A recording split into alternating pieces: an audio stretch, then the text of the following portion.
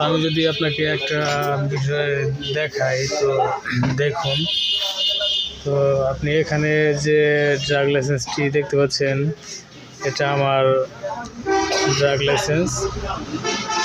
তো এই drug licence পাওয়ার জন্য আমাকে ফার্মাসি সম্পূর্ণ কমপ্লিট করতে হয়েছে এবং এখানে যতগুলো ওষুধ দেখতে পাচ্ছেন সকল ওষুধের বিস্তারিত নলেজ এগুলো শিখতে হয়েছে। তো ফ্রেন্ডস,